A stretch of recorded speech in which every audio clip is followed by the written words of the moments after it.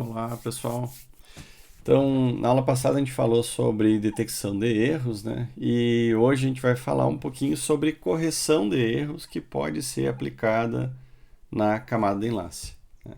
Então, vamos lá. Então, antes de falar, propriamente dito, na correção de erros, né? Então, a gente vai falar só um pouquinho sobre nomenclatura, né? Então, quando eu tenho uma palavra de código, né, um code word de n bits, que for composta por m bits de dados e r bits redundantes, eu posso ter essa representação, né?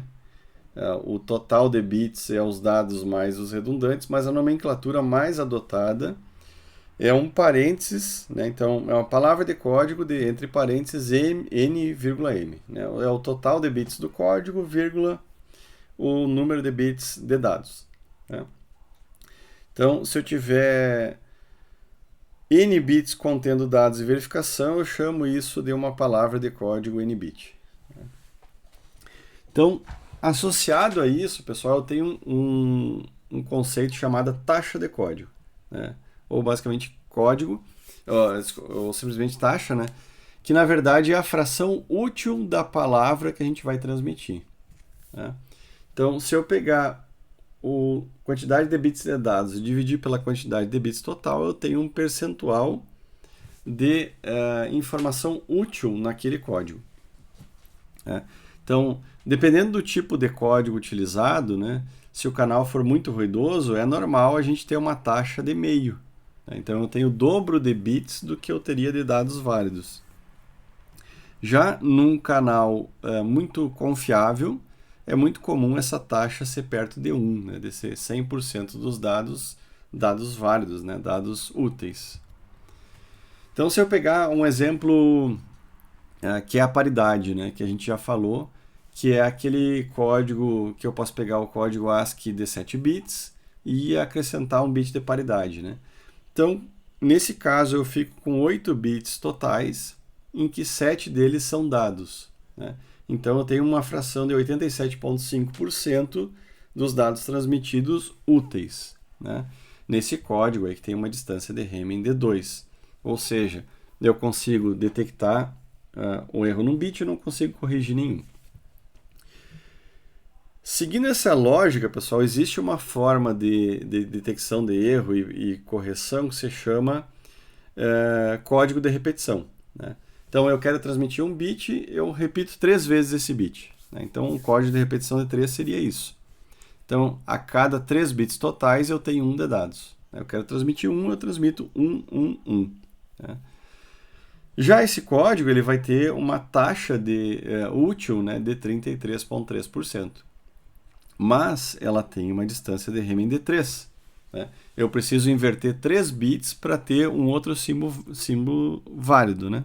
Então, 1, 1, 1 para virar 0, 0, 0, tem que inverter 3 bits. Mas, como ele tem distância de Hamming 3, eu consigo corrigir um bit ou detectar o erro em 2 bits.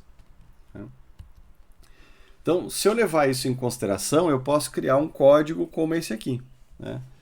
Então, esse aqui seria mais ou menos um código de repetição de 5, mas que os símbolos não necessariamente são só um bit, né? Então, esse símbolo representa 0, 0, esse símbolo representa 0, 1, esse símbolo 1 e 0 e esse símbolo 1 e 1, né? Então, é óbvio que esse código tem uma distância de Hamming de 5, ou seja, eu preciso mexer em 5 bits para transformar essa palavra nessa palavra, né? Ou essa palavra nessa palavra, né? Pelo menos 5 bits. Então, o que significa essa distância de Hamming de 5? Que se eu receber essa palavra aqui e esperar apenas erros de 1 bit ou 2 bits, porque isso aqui tem distância de Hamming 2, né? Desculpe, 5. Então, eu consigo corrigir 2D mais 1. Então, eu consigo corrigir até 2 bits. Então, se eu esperar erros de até 2 bits, eu sei de certeza que o sinal vai ser 0, 1, né? Porque se ele chegou assim, onde é que eu posso ter os 2 bits de erro? Só aqui, né? Então, eu sei que está faltando 2 1s e o símbolo original é esse aqui, né? No entanto, se o erro for de 3 bits, eu poderia alterar esse símbolo aqui, né? Com 3 bits de erro, eu não sei corrigir mais, porque eu não sei dizer se esse símbolo recebido é esse ou esse, né? E esse é o grande problema da correção de bit, né? Então, alternativamente, ó, eu não quero corrigir, eu só quero detectar erro. Então, eu consigo detectar até 4 bits de erro, né? Porque eu sei que se chegar qualquer variação disso aqui com bits alterados, né, eu consigo perceber ou detectar o erro, mas eu não consigo corrigir, né? Então, se chegar 4 uns aqui, eu sei que eu não sei se ele é 0, 0 e não sei se é 0, 1. Então, é um erro, ele está detectado, mas eu não consigo corrigir, né? Então, o que tem que ficar claro, pessoal, é que ou eu corrijo ou eu detecto. Ou eu tento fazer uma coisa ou eu tento fazer outra, né? Eu não posso tentar corrigir erro duplo e depois tentar detectar erro quádruplo, né, em 4 bits. Porque daí eu teria que interpretar isso de duas maneiras diferentes, né? Então, eu vou lá e tento corrigir, daí eu tento corrigir e não vira uma palavra válida, né? Então, eu tenho que optar, né? E a gente vai ver isso nos próximos códigos. Além disso, pessoal, identificar ou corrigir o erro nesse código, ele demanda uma certa inspeção, né? Então isso levaria um certo tempo para ficar testando bit a bit, porque eu não tenho uma forma muito fácil de automatizar isso aqui. Então o ideal é a gente ir para algum tipo de processo em que automatize de alguma forma essa verificação, né? Então, uma das possibilidades que existem na literatura para criar um código de detecção ou correção de erros, de certa forma automatizados, são os códigos de Hamming, né? Então, como que funciona esses códigos de Hamming? O mesmo Hamming da distância de Hamming, né? Então, como é que funciona isso? Eu numero os bits da esquerda para a direita. Então, dependendo aí do número de bits que eu vou usar, né, eu tenho o bit 1, 2, 3 e assim por diante. Todos os bits que são potência de 2 são paridade. Então, 2 elevado na 0, 2 elevado na 1, 2 elevado na 2, 2 elevado na 3, 2 elevado na 4 e assim por diante. Então, se o bit é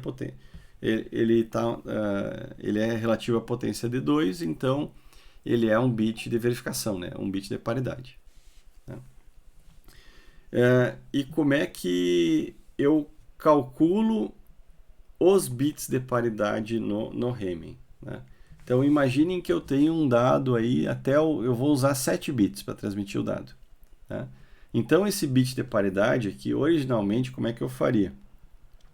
Se ele tem, como ele é o bit 1, se eu tenho múltiplos de 1, então eu uso para calcular a paridade, né? Então eu tenho o 1, o 3, que eu vou ter o bit 1 setado, né? O 5, que eu vou ter o bit 1 setado, e o 7, que tem o bit 1 setado. Já, como é que eu calculo a paridade 2? Isso aqui é uma das técnicas de chegar nesses bits de paridade. Eu vejo quais bits, inclusive os de paridade, que tem o segundo bit setado. Então, o 2 tem, o 3 tem, que o 3 é 1 e 1, né? Então tem o segundo bit setado. E depois eu tenho o 6, né? Porque 4 e 5 não tem o segundo bit setado, tá? Mas depois eu tenho o 6 e o 7, né? E para usar aqui o quarto bit, ou o terceiro bit de paridade, mas potência 2 na 2, né, que é o P4, eu vou usar o próprio paridade 4, daí o 5 também tem o 4 setado, né, que é 4 mais 1. Né? O 6 também tem, que é 4 mais 2. E o 7, que é 4 mais 2 mais 1. Né? Então, assim eu calculo a paridade P1, P2 e P4. Né? Então, essa é a ideia de cálculo de paridade. Então, como que funciona a transmissão por códigos de Hamming? Então, imaginem que eu quero mandar essa mensagem aqui. Quantos bits tem aqui? 1, 2, 3, 4, 5, 6, 7. Né? Então, imagine que a mensagem é um A usando o ASCII de 7 bits. Né? Então, nesse caso, o que eu vou fazer? Se eu tenho 7 bits, eu preciso de 4 bits de paridade. A gente já vai comentar um pouco mais sobre isso, formando o código de 11 bits. Então, como é que eu formo esse paridade 1 aqui? Considerando que eu estou usando paridade par, eu vou usar os bits 1, 3, 5, 7, 9 e 11. Né? Então, 1, 3, que tem um 1, daí 5, 7, 9 e 11. Então, eu tenho 2 1s nessa coleção. 2 1s usando paridade par, 1 mais 1 dá 0, então paridade par 0. Já a paridade 2, eu uso os bits 2, 3, 6, 7, 10 e 11. Né? Então, vou usar aqui o bit 2, que é 0, 3, que é 1, já apareceu 1. Daí o bit 6 e 7, que são zeros, e o bit 10 e 11, que tem um 1 aqui. Então, 1 com 1 dá 0, paridade 0. A paridade 4, ela usa os bits 4, 5, 6 e 7. 4, 5, 6 e 7, todos zeros, paridade 0. Paridade par 0, né? E a paridade 8, considerando que eu teria o 0 aqui, né? Ela usa quem? Os bits, a paridade 8, usa os bits 8, 9, 10 e 11. Então, 8, 9, 10 e 11, para ter paridade par, precisa do 1 aqui, para ficar 1 mais 1, que vai dar 0. Né? Então, assim eu tenho um código de Hamming usando paridade par. Agora imaginem que eu tive um erro de 1 bit nessa transmissão. Né? E eu recebi isso aqui e não isso aqui. Né? Então, como é que eu corrijo o erro? Eu recalculo as paridades e vocês vão ver que essa paridade P1 aqui, ela vai dar errado. Por quê? Porque o quinto bit faz parte da paridade, então ela vai dar 1. Né? Então, ela vale 2 na 0, eu somo 1 aqui. Essa outra paridade aqui, a P2, não usa o bit 5, então né, eu vou somar 0 aqui. Já a paridade P4, ela usa o bit 5, então ela era originalmente 0, ela vai ser novamente calculada como 1. Né? E a paridade P8, né, apesar de não usar o bit 5, ela não se alterou em relação a se a gente recalcular, ela era 1 e foi recalculada 1, então ela não conta na síndrome, né, que é como a síndrome do erro. Né?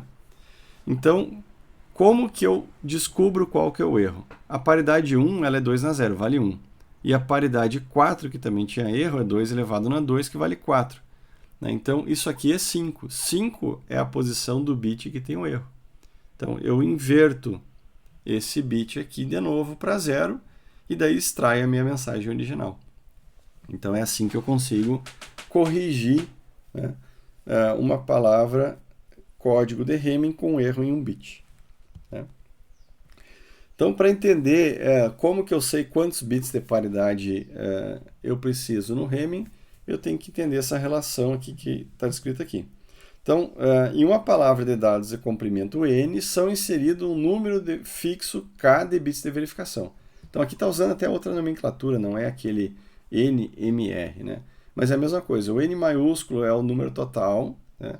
N são os bits de dados válidos e K são os bits de verificação. Né? Então, o que a gente percebe? Né? Que como os bits de verificação são derivados de N, né, eu não tenho todas as 2 na N maiúsculo possibilidades válidas. Eu tenho válidas 2 na N minúsculo, né, que são os dados válidos. Essas são as palavras códigos válida.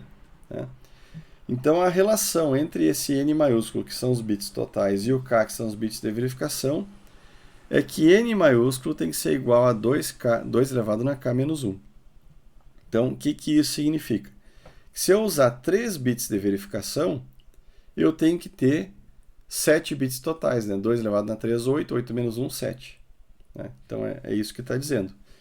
E o comprimento da palavra de dados válida que é o n minúsculo, né, vai ser 2 elevado na k menos k menos 1. Então, se eu tenho 3 bits de paridade, eu tenho 8 menos 3 menos 1. Então, desses 8 totais, eu desconto os de paridade, que são 3 menos 1. Tá? Então, eu tenho 4 bits de dados. Certo? Então, isso forma um padrão, né? Então, se eu tiver 2 bits de paridade, eu tenho 1 bit de dados. Se eu tiver 3 bits de paridade, eu posso ter 4 bits de dados. Se eu tiver 4 bits de paridade, eu posso ter até 11 bits de dados. Isso vai formando os máximos das palavras de Hamming, né? Então, notem que se eu tenho 2 bits de paridade e 1 bit de dado, que é o que a gente calculou aqui com um total de 3, isso gera o código da tripla repetição, né? Que tem uma taxa de 1/3. Então, eu tenho 3 bits totais para transmitir 1 de dados. Já o código de Hamming de 7 para 4, né, ele tem uma taxa de 0,57. 57% são dados e o resto é código de verificação. Quanto maior for o código de Hamming, mais próximo eu fico, ou quanto maior forem os de paridade, mas também o total de dados, mais próximo o código de Hamming chega de 100% de dados úteis, né? Mas isso tem um custo, né, pessoal? Então eu vou usar o Hamming mais alto aqui que a gente calculou, eu vou usar o Hamming de bits totais de 255, em que desses 247 são dados. Mas qual que é o custo, pessoal? É que eu só consigo corrigir 1 bit desses 255, né? Então, se eu usar aqui, qual que é a probabilidade de acontecer um bit em 3 de erro? E qual que é a probabilidade de acontecer um erro de 1 bit em 255 bits, né? Aqui é muito maior, né? Então, a chance de eu corrigir aqui é menor do que aqui, né? Então, apesar da taxa melhorar, a chance de correção fica pior. Então, por definição, pessoal, os códigos de Hamming ele tem distância mínima de 3, né? Então, o que significa? Que se eu usar um código de Hamming, eu consigo corrigir um erro simples ou detectar até um erro em 2 bits, né?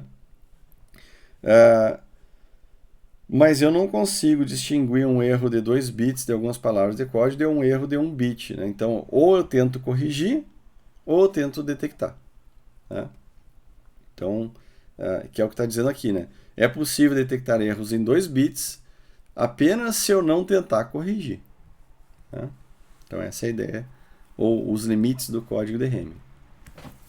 Mas, para utilizar Hamming, vocês devem imaginar que isso que eu fiz aqui com essa conta de um monte de conta de paridade aqui, ela é meio complicada de ser feita.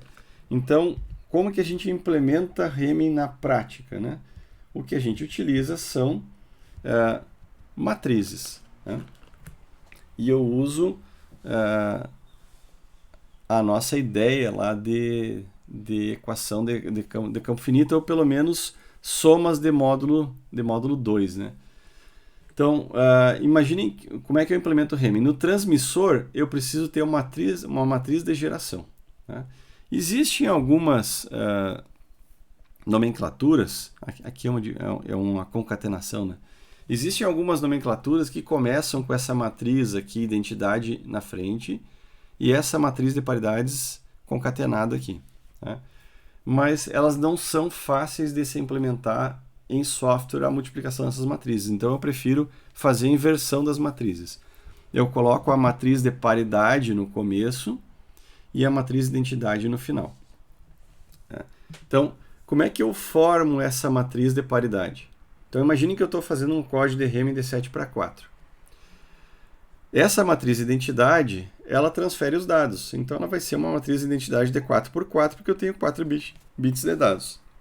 E a matriz de paridade, eu tiro pela influência dos bits de dados em cada paridade.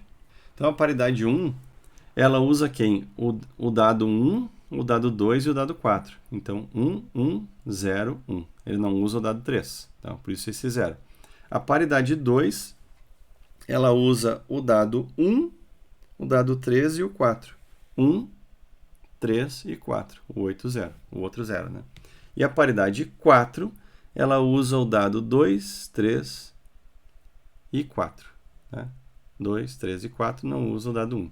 Então, assim eu formo essa matriz de paridade, que eu concateno com essa matriz de identidade, que é uma matriz de identidade do número, dado pelo número de bits dos dados, né? Então, formei as matrizes de paridade. Mas outra forma de formar, de pensar essa matriz de paridades é que eu tenho que pelo menos ter dois 1s nessa linha aqui. Tá? Então eu tenho aqui 1, 1, 0, 1, 0, 1, 0, 1, 1 e 1, 1, 1. Tenho pelo menos dois. Né? Então é outra forma de pensar essa matriz de paridade que também é válida. Né? E não necessariamente precisa estar na mesma ordem que sai pela ordem dessa tabela. Eu poderia inverter aqui, desde que eu use essa mesma matriz de paridade invertida na decodificação. Como que eu penso, ou como que eu gero o dado transmitido? Né? Então, eu estou usando um Hamming de 7 para 4, só 4 bits de dados. Né? Então, imaginem que esses são os dados. Eu multiplico por essa matriz de geração, e ao multiplicar pela matriz de geração, eu tenho isso aqui. O que não é tão difícil de ver, né? 0 vezes 1, 0. Né? 1 vezes 1, 1. 0 vezes 1, 0. 1 vezes 1, 1. Né? 1 mais 1, 0. Né? E assim por diante. Daí eu formo esse vetor de transmissão aqui, ou uma matriz, né, de uma linha por 7 colunas. Quando chega esse dado do outro lado, o que eu vou fazer? Eu vou multiplicar esse dado que chegou por uma matriz de decodificação, que na verdade é uma matriz concatenada dessa forma, assim, né, que é uma concatenação, em que as paridades são uma matriz de identidade do tamanho das paridades, e a matriz de dados, né, ela é a própria matriz de paridade utilizada na geração. Notem aqui, ó, 1, 1, 0, 1, 0, 1, 0, 1, 1, 1, 1.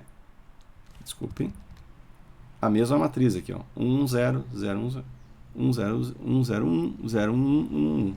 Então, é a mesma matriz de paridade que eu usei lá, e a identidade agora é o tamanho da paridade. E ao multiplicar esse dado recebido por essa matriz, né, eu tenho uma matriz aqui de 1 por 7 por uma matriz de 7 por 3, o resultado sai 1 por 3. Né?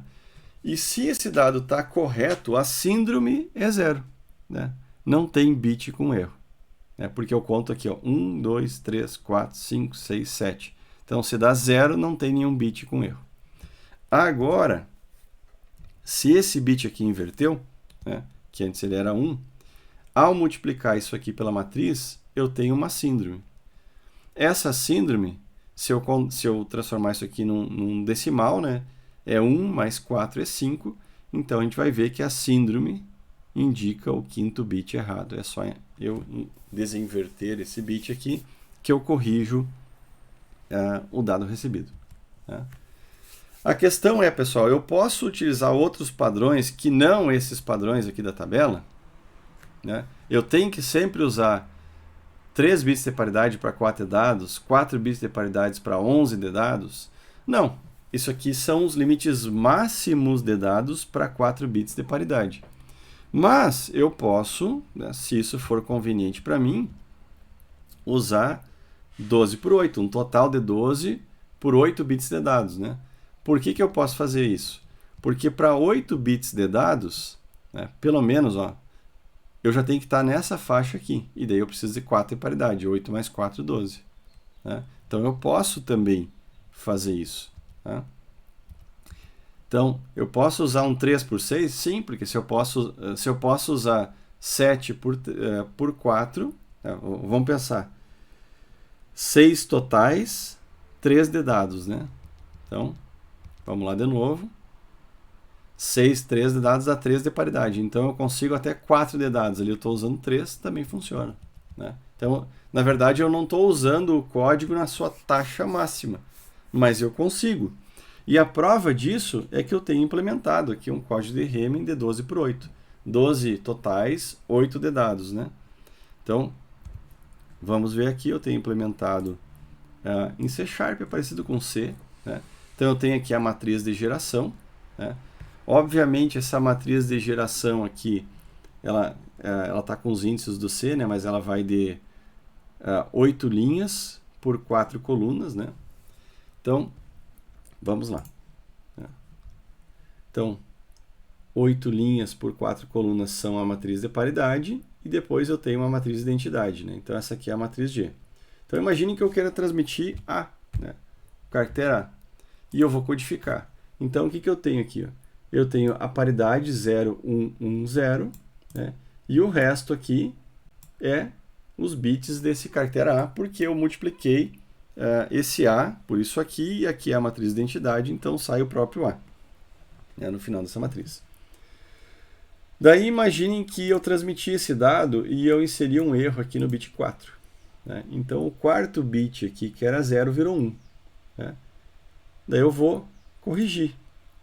Como é que eu corrijo? Eu tenho a minha matriz aqui de identidade com o tamanho da paridade, né, 4 por 4, e a própria matriz de paridade que estava aqui. Ó, né? 1, 1, 0, 0, 1, 0, 1, 0, é a própria matriz. Ó, né? Ao multiplicar esse valor com erro por essa matriz, né, eu identifiquei que tem um erro, né, e esse erro está no quarto bit. Né? Então, se eu inverter o quarto bit, eu tenho o valor corrigido. Né? Mas imaginem que eu coloque mais um erro. Né? Eu vou colocar um erro no bit 5 também. Então, tem 2 bits invertidos agora. Eu vou tentar corrigir. O que acontece? Ele até tenta identificar, mas ele identifica um bit com erro errado. Ó. Ele está dizendo que é o bit 11. Na verdade, eu tinha o 4 e o 5 errados. Tá? Então, se eu tentar corrigir quando eu tiver 2 bits de erro, eu vou fazer mais erro ainda. Né? Então, isso aqui não tem nada que ver, ó, com o meu dado original. Agora, se eu só identificasse o erro, né, eu ia ter uma síndrome diferente de 0, então eu sei que está errado. Né? Tem 2 bits, eu sei que está errado, mas eu não sei, eu não consigo corrigir. Né? Agora eu vou colocar mais um erro, né, e vou tentar corrigir. Né? Já não sei mais o que está acontecendo, né, porque esse código não consegue, ele identificou outro bit com erro. Agora eu vou botar mais um erro e vou tentar corrigir, né, outro bit com erro. Eu vou colocar mais um erro e vou tentar. Então ele nunca vai me dizer qual que é o bit correto, né, porque o código de Hamming não consegue mais resolver o problema. Né? Então, voltando aqui às nossas transparências. Então, o código de Hamming a gente vai usar quando eu quero ou corrigir um bit ou identificar 2 bits de erro. Se der mais do que isso, ele já não consegue garantir mais nada. Né? Bom, o problema, pessoal, é que o Tannenbaum disse o seguinte, ó, que os códigos de Hamming são muito simples, muito pouco aplicados. Né? Mas, na verdade, eles são aplicados. O Tannenbaum meio subestima o Hamming. Né? Então, mas não necessariamente em comunicação como vocês estão pensando, entre 2 dispositivos. Calma lá.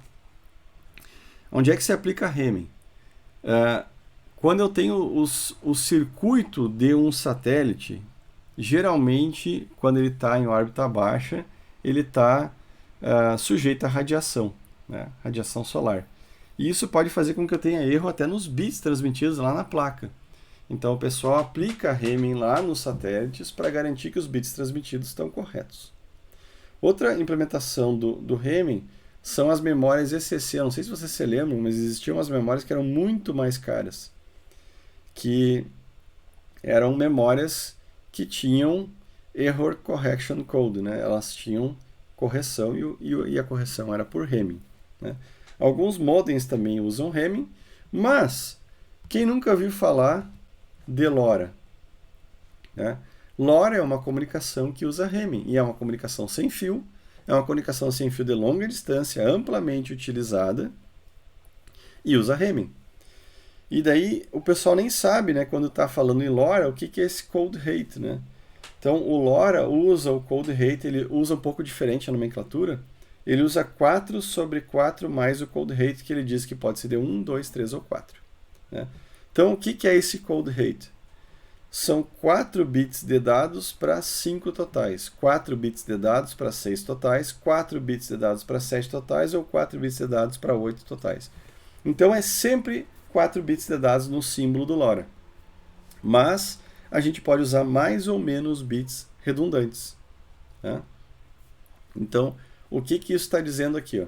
Que quando eu uso LoRa na taxa 4 para 5 e 4 para 6, eu só posso detectar erros.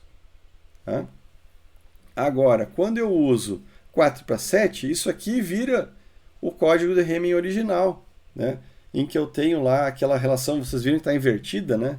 Isso aqui é da própria documentação do LoRa, está invertida, isso aqui é o 7 por 4. Né? Então eu consigo corrigir um bit aqui. Ou 8 por 4, né? Aqui eu também consigo corrigir. Eu tenho 4 bits de paridade para 4 dados. Eu tenho mais do que eu preciso. Então eu diria assim, pessoal, eu quero usar a correção no LoRa. Eu vou usar 4 por 7. Né? Então isso aqui tem os 3 bits de paridade suficiente que eu preciso para corrigir um bit em 4 bits. Né? Então eu diria que quer usar correção no LoRa? Isso aqui é o ideal. Né? Quer usar detecção, né? Eu diria que isso aqui é o ideal, porque dele opera como se fosse uma paridade. Né? Então eu tenho 4 bits de dados para 1 bit de paridade. Então ele vira um caso especial aí, que é a paridade. Então não necessariamente é Hamming. Né? Então aqui é Hamming, né? Aqui ele seria uma paridade. Né? Mas o LoRa usa o Hamming, e essa imagem está aqui justamente para mostrar o seguinte, pessoal, que quando eu uso em muito baixo nível o Hamming, eu posso inclusive implementar isso dentro de um circuito integrado e fazer isso em hardware. Então eu calculo o Hamming em hardware, e é o que as memórias fazem, né? Elas têm isso implementado em hardware e elas conseguem identificar se tem um erro lá na transmissão dos dados da memória. Né? E no LoRa provavelmente também é feito em hardware, porque isso está implementado não no software do LoRa, isso está implementado dentro do transceiver do LoRa, que é o circuito integrado que um fabricante qualquer cria para transmitir dados em LoRa.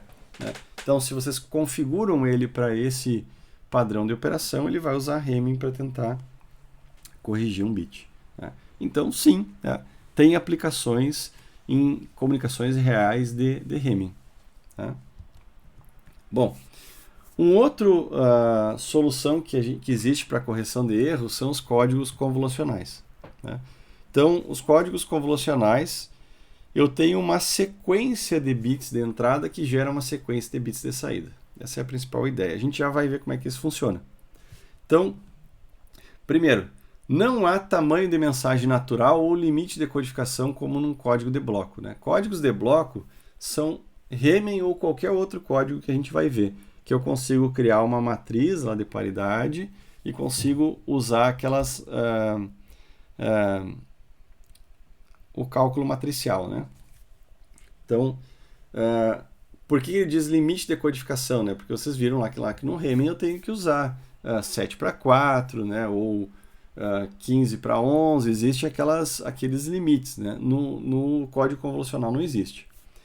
O que existe como regra é que uma saída depende dos bits de entrada atuais e anteriores. Então, ele tem memória. Né? E o número dos bits anteriores dos quais a saída depende é chamado de comprimento de restrição do código. Então, isso aqui é uma característica dos códigos convolucionais. E esses códigos convolucionais são especificados em termos da sua taxa, né?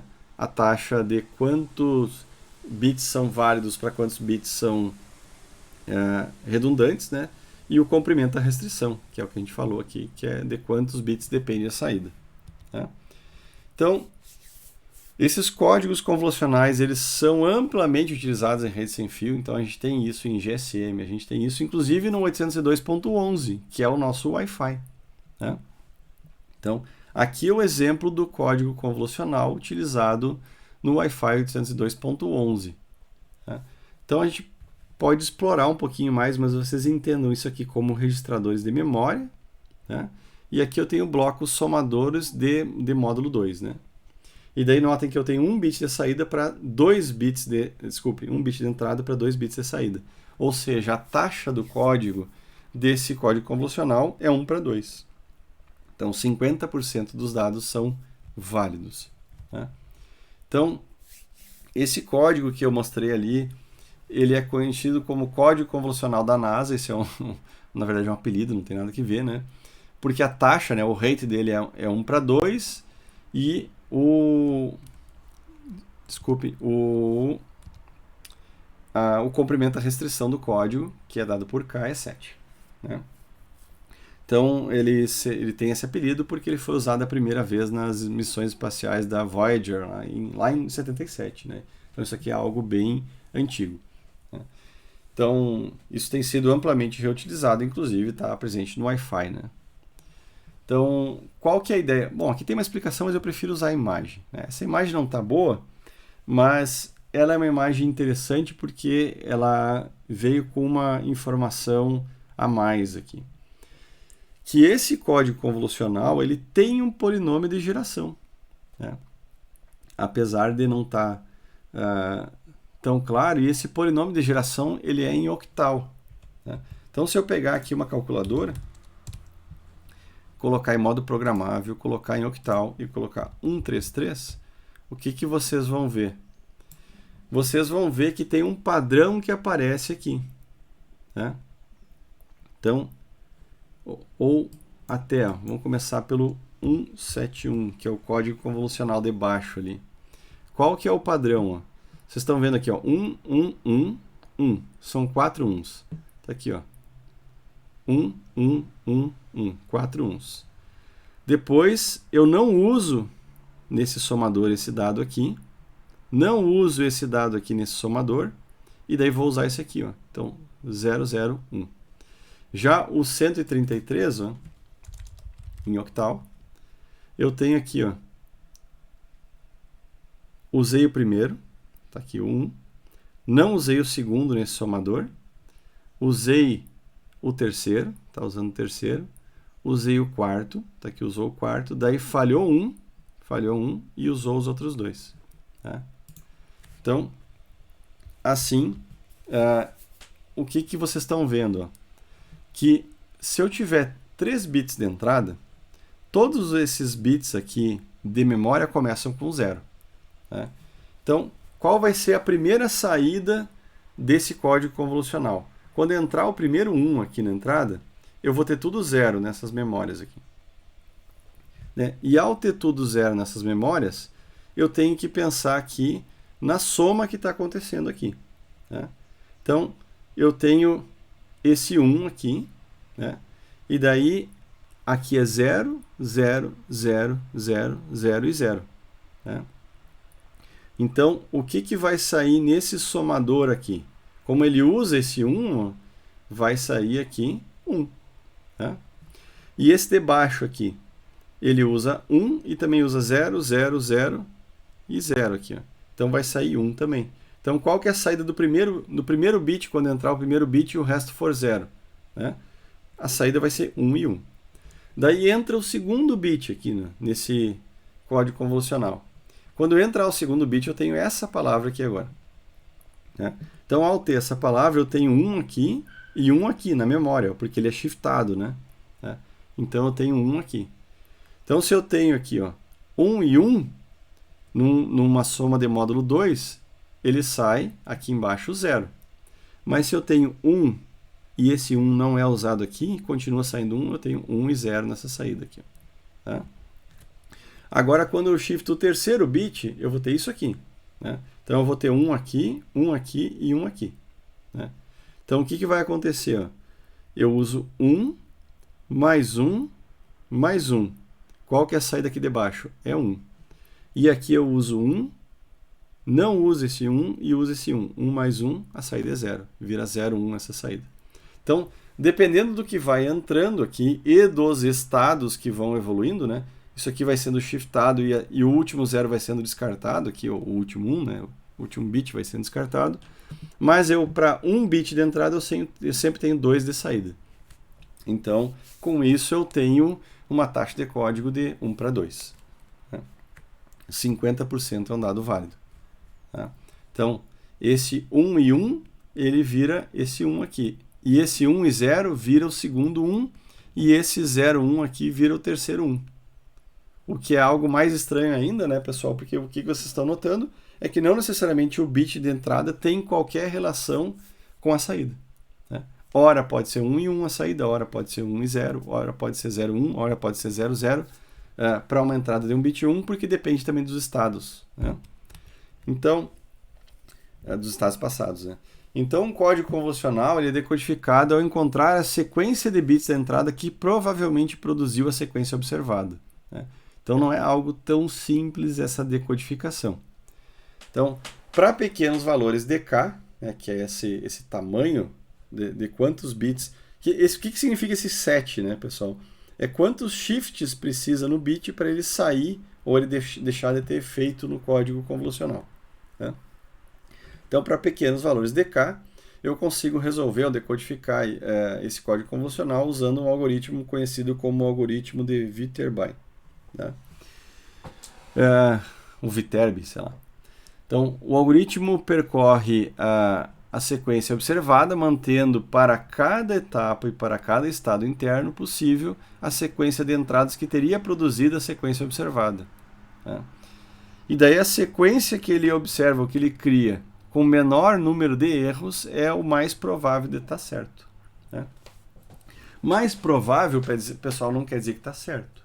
Né? Ele é o mais provável de estar certo. Então, ele tem mais chance de encontrar um erro do que um Hamming.